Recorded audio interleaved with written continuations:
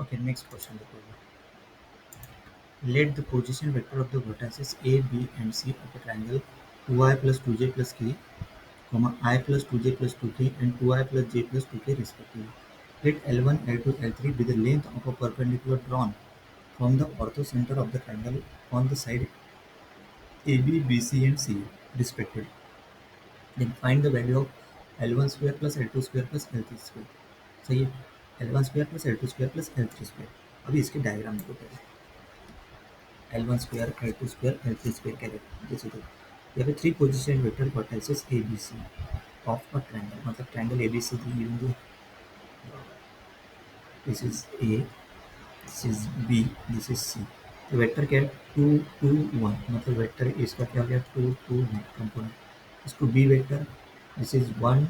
2 2, चाहिए। नेक्स्ट 2 1 2, मतलब इसको लेंगे 2 1 2, चाहिए। उसके बाद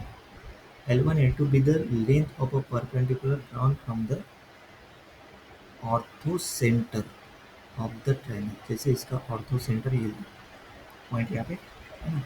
एक perpendicular drawn from A B के ऊपर एक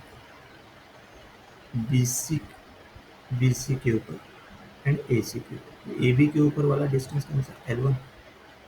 this is L2 and this is L3, सही है। तो यहाँ पे देखो, then find the value of, क्या करना है यहाँ पे, L1 square plus L2 square plus L3 square, सही है, ये निकालना। तो अभी इसका सोल्यूशन देखो, ये डायग्राम क्लियर हो गया। देखो अभी इसका सोल्यूशन एक बार ये एग्जाम्पल फिर से एक बार पढ़ लें। ओके,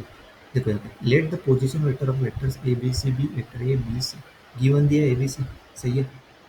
ऑलरेडी गिवन दिया। Let's determine the type of a triangle by calculating the length of its sides. Length of its side B C, B C कैसे निकालते हैं अपन, वेक्टर बी माइनस वेक्टर, तो वेक्टर बी माइनस वेक्टर है, तो क्या आएगा, मॉडुलस ऑफ आई, मतलब वो लेंथ निकालना, तो उसका मॉडुलस ले। वेक्टर ए बी तो आ जाएगा, वेक्टर ए बी मतलब वेक्टर बी माइनस वेक्टर है, तो उसका मॉडुलस क्या हो जाएगा, उसकी लेंथ हो जाएगी, length of side A B. तो देखो length of side A B निकालने के लिए आई प्लस जे,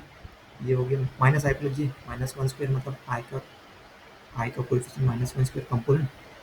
तो जीरो स्क्वायर के का कंपोनेंट यहाँ पे वन स्क्वायर दिया, 1 + 0 + 1, that is equal to root 2। ये आ गया length of side A B. तो length of side B C, तो बी सी माइनस बी करेंगे, तो आई माइनस जे, तो इसका मॉडुलस मतलब square root of one square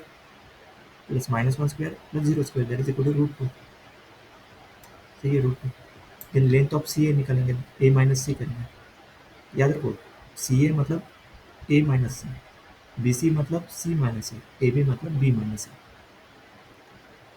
सही है। तो इसका डिस्टेंस लास्ट इसमें क्या आ गया, ये वेक्टर ए दिया, ये वेक्टर क्या दिया सी दिया,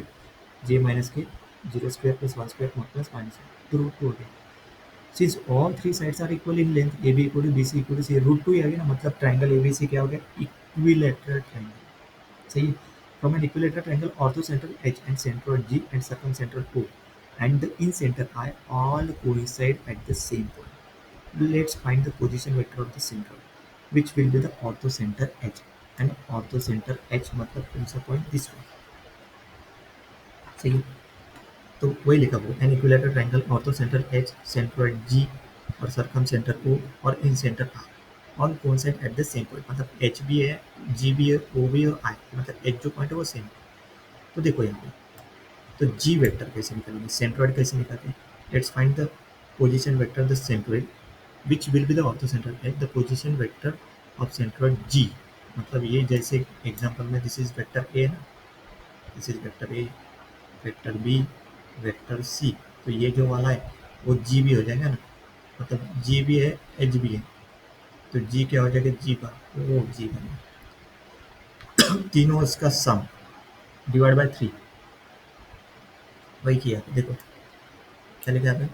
position vector of centroid G is given by G bar equal to A plus B plus C upon 3, vector vector A B C given दिया, पुट कर दिया डिवाइड बाय 3, आई क्या हो गया 2 + 1 + 2, जे कॉमन निकाला 2 + 2 + 1, के कॉमन निकाला 1 + 2 + 2, फाइनल क्या आ गया 5/3 कॉमन निकला, I plus j plus k. This is vector G. Then ortho center edge has a position vector h bar. तो वो सेम ही रहेगा 5/3, क्योंकि G H I G O H I all are same, सही है। देखो the values L1 L2 are the length of perpendicular drawn from the orthocentre H to the side A B B C C respectively, है ना? जैसे diagram में बताया देखो L1 L2 L3 C in a equilateral triangle since orthocentral is also in center, so this perpendicular distance are all equal in radius r, मतलब ये पूरे equal equilateral triangle है ना, L1 equal to L2 equal to L3 equal to क्या दिया है r, तो formula for the in radius r of N equilateral triangle with side length क्या है s, मतलब इसका नहीं ये साइड लेंथ क्या होगी s, जो s ऑलरेडी अपन फाइंड कर चुके हैं, है ना? तो